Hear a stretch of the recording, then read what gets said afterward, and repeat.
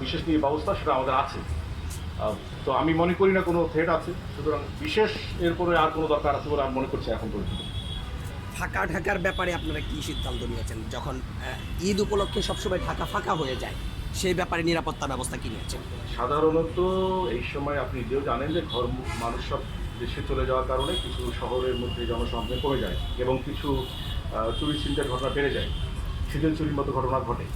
এই জন্য আমাদের অন্যান্যবারের চেয়েও এবার আমাদের বেশি পেট্রোল টিমগুলো কাজ করবে দিনে এবং রাতে, এবং গোয়েন্দা কার্যক্রম অব্যাহত থাকবে। সর্বোপরি যদি কোনো ঘটনা ঘটার সম্ভাবনা থাকে সেক্ষেত্রে আমাদের কন্ট্রোল রুম সহ আমাদের 999 যোগাযোগ করেও এই ক্ষেত্রে সহযোগিতা সাধারণ মানুষ পেতে পারে। আমরা যে কোনো সময় এই সমস্ত ক্ষেত্রে রেসপন্স করতে রাখি আছি।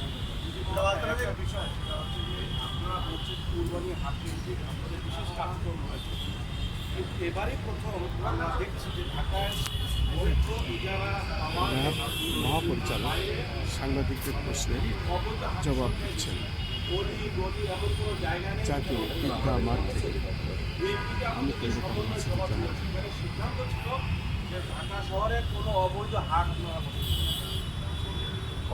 বৈধ এবং অবৈধ হাট সংক্রান্ত বিষয়ের আসলে আমাদের দায়িত্বের মধ্যে পড়ে না, বাট আমরা যখন ল এনফোর্সার, আমরা যারা সিটি কর্পোরেশন যারা এই সমস্ত জিনিস এই হাটের অনুমোদনগুলো দিয়ে থাকেন, তারা যে কোনো সময় সহযোগিতা চাইলে আমরা দিচ্ছি এবং দেব। তারপরে যদি আমরা দেখতে পাই এরকম কোনো একদম রাস্তাঘাট বন্ধ করে কেউ কোথায় হাত বসিয়েছে, আমরা দেখবো ইনশাআল্লাহ। ডিএমপির সঙ্গে কথা বলে আমরা কাজ করবো। প্রশ্ন করি, যেহেতু আপনাকে পাওয়া যায়নি, আমরা দেখলাম যে জঙ্গল সলিমপুরে র্যাবের ক্যাম্পে হামলা হয়েছে। আপনাকে যেহেতু পাইনি সেহেতু চেষ্টাটা এখানেই করতে হচ্ছে।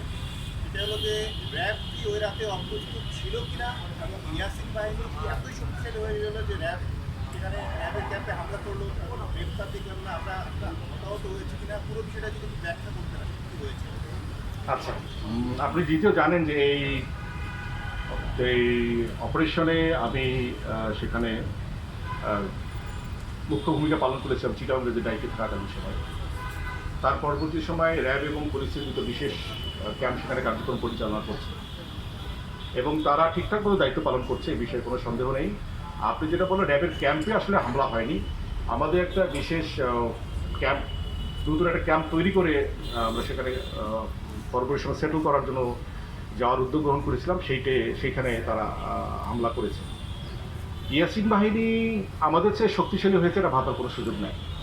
তারা অতর্কিত কাজটা করেছে এবং আমার মনে হয় আমাদের কিছুটা দুর্বলতা ছিল, এটা অস্বীকার করার উপায় নেই। আমরা হয়তো তাদের কার্যক্রমটা সেই লেভেলের মনিটরিংটা করতে পারিনি, তবে আমাদেরকে ওভারপাওয়ার করার মতো শক্তি তাদের নাই, এটা তারা নিশ্চিতভাবে জানে। তো কালকে গত রাতেই যে ঘটনাটা ঘটিয়েছে এটা আমাদের কিছু অসাবধানতাবশত ঘটেছে কথাটি, তবে তারা এখানে আসতে পারবে না, তাদের সে শক্তি নাই। তারা যেখানে থাকুক যেভাবে থাকুক